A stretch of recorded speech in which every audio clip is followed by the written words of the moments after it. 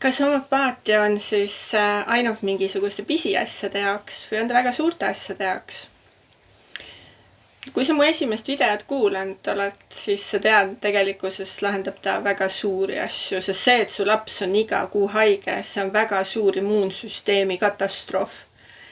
Ja homöopaatia lahendas selle ära, neuroloogilised probleemid.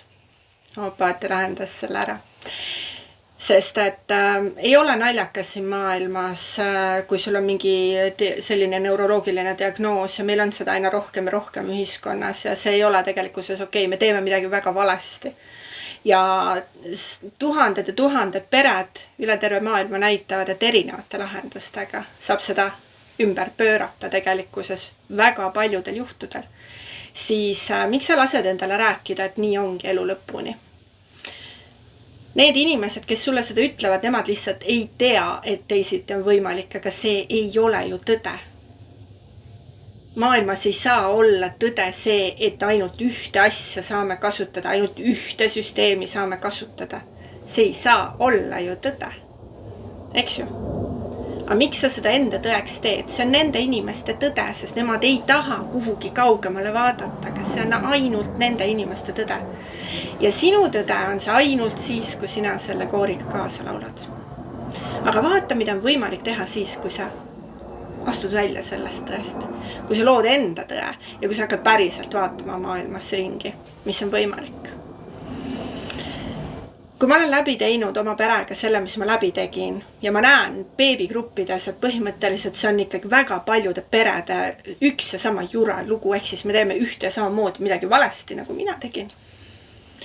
Ja ma tean lahendusi, siis ilmselgelt ma tahan nendest rääkida. Kui sina ei taha kuulata, siis internetis on ülikihvt see, et sa saad lihtsalt edasi liikuda. Aga jäta meelde, sellel hetkel, kui sinu kannatuste piir siiski on ületatud ja elu näitab sulle, et sul on vaja midagi muud vastu võtta, siis tuleta meelde, et on teisi võimalusi. Aga keegi ei ole kunagi kohustatud, meil on see võimalus elus antud. Teha asju teisiti, saada teistsuguseid tulemusi. Minu jaoks on nii naljakas, kuidas me kordame neid lauseid. Einstein ütles, et täitsa rumalus on teha ühte sama asja ja loota teistsugust tulemust. Me nagu teame seda lauset. Aga kas sa saad aru, et kui sa teed asju ühte ja sama moodi, siis sa saad ühe ja sama tulemuse? Me nagu ei saa aru. Me ütleme, aga me ei saa aru. Ega minul on ka oma teekonnal olnud neid kohti, kus ma nagu info tuleb. Ma nagu mõistusega saan aru, aga see, et ta jõuaks täiesti minu kehasse, minu igapäevaellu ja arusaamistesse, seal vahel võib ollagi päris palju veel lisainfot vaja hankida, enne kui ma päriselt aru saan. See on okei. See on osa arengust. Ma pole seda kunagi kehvaks pidanud. Aga sina mõtle, see, et sinu naabri mees, naine on samamoodi kogu aeg tervisehädades, ei tee seda normaalsuseks. Tervisehädad ei ole tegelikult normaalsus. Normaalsus on see, et nad juhtuvad meie elus, aga normaalsus ei ole see, et me neid ära ei lahenda. Samamoodi lapsed, pidevalt haiged lapsed, pidevalt käitumishäiretega lapsed. Seal on mitu elementi, millega sa pead arvestama. Miks see niimoodi on? Igal inimesel on erinevatel põhjustel. No, kui sa peksad ja karjud kodus, siis su lapsed ei saagi muud olla kui haiged. See on selge. Mõnel on see asi, kui see ära lahendada. Juba võib-olla piisab. Mõnel nagu meie perel on võib-olla vaktsiinikahjustus, kus keha immuunsüsteem läheb lihtsalt sellistesse erroritesse. Aga paljudel on seda. Siis on vaja natuke teistsuguseid lahendusi. Seda, mis immuunsüsteemiga saab rääkida, selle arvuti osaga. See, mis teeb otsuseid. Näita mulle. Mul on võimalik, ma käisin tervishoiumuuseumis, ma hoidsin käes inimese päris südant, inimese päris kopsa. Mul on võimalik seda pildi pealt sulle ka näidata.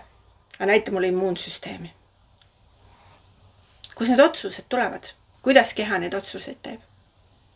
Ja võt see on see koht, kus homöopaatia saab selle osaga suhelda. See on tema see säramiskoht. kindlasti on veel teisi. Kui ma siit niimoodi ka Hiina meditsiin, nõelravi,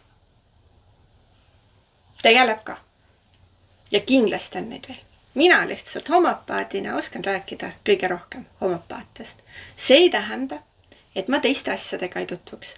See ei tähenda, et ma pean ainult homopaatiat ainuõigeks lahenduses maailmas. See ei tähenda, et homopaatia saab alati kõik asjad ära lahendada. Aga homopaatia annab selleks väga suured võimalused. Ta annab meile selle võimalikkuse. Miks mitte siis seda proovida?